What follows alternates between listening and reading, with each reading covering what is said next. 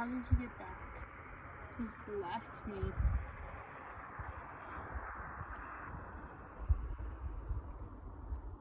That's flying way too fast. Oh my god! Now so that we can like have some photos. It's such a good angle. I'm so obsessed with this. I know. I love it. We look cute with our hats. We do. This is fun.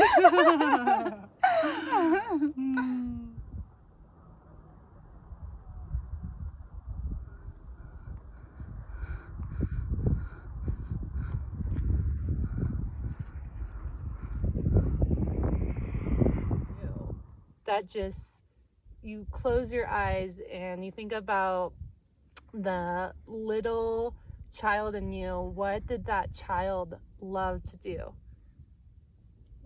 And for me, it was dancing. That was my freedom code. That's where I can tap back into that essence of who I truly am, and really let Lil Jo lead the way, take my hand and lead the way. And that's why I call my inner child Lil Jo, because my name's JoLyn, so it's perfect.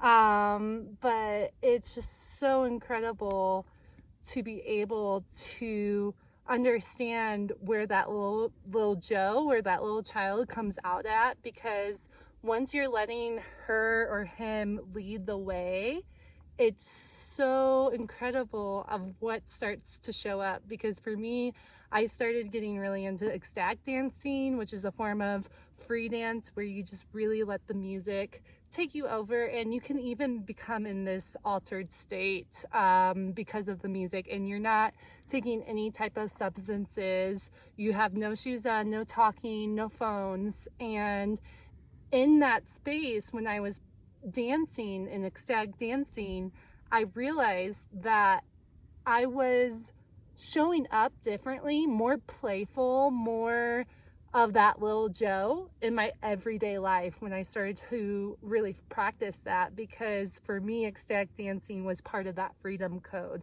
part of that connection to that altered state of seeing myself as being my highest self. So yeah, get your freedom code. Doing this and going like crazy. And it was really just to get the stagnant energy out. But then later someone would come up to me after I was dancing and would be like, "You're such an amazing dancer. I love how you just let it all out."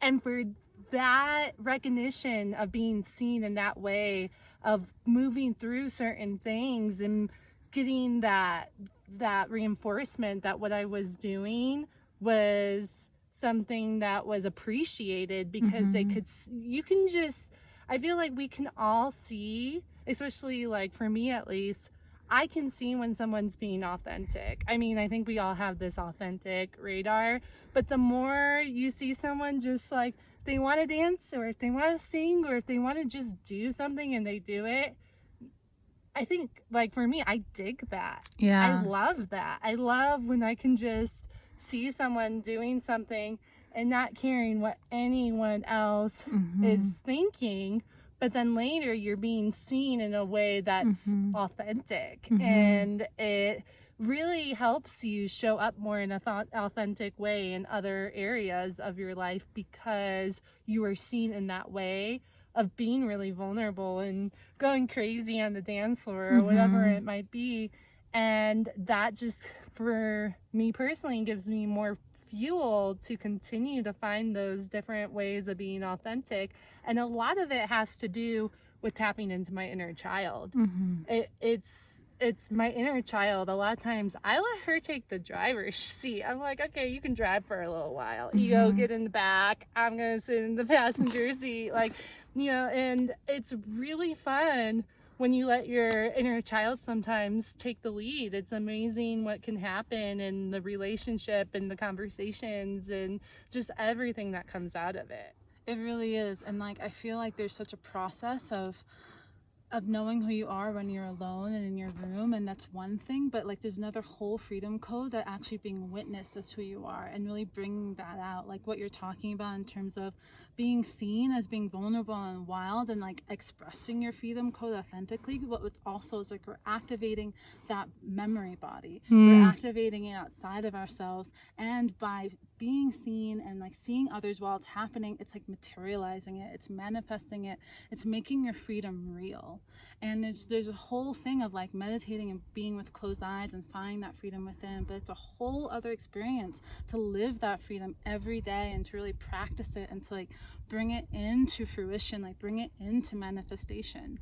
And that's why it's so vital to like connect with like all these realms of ourselves. Like I can really connect with my crone who's like kind of like hangs out in the forest by herself, and then like also I feel like there's like I have like a whole like world, like a realm of my inner children, and like they're really feral. Like I feel like my inner children are very wild, like they're all are archers and they're like hunters, and they're like one with like the wolf pack, like they're one with the animals, and they just there's this knowing. I remember one time I was in this beautiful like journey, and I heard only the mind falls.